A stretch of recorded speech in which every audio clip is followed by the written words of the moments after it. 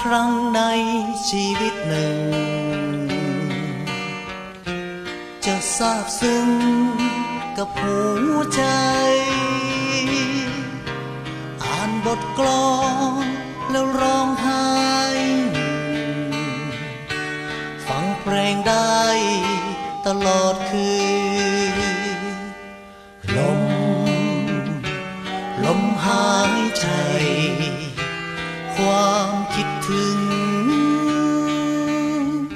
อยากมีความรักเป็นที่พึ่งเฝ้าคิดถึงคนชอบพอค่อยๆสานค่อยๆต่อก็เป็นรักหนักมันจริงลมหายใจความคิดถึงหากความรักเป็นเหมือนลม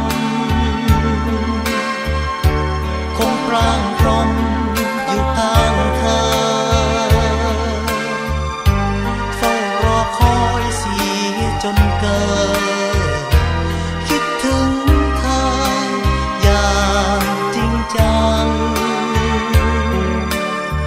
แต่พอไม่นานรักก็ผ่านระบัด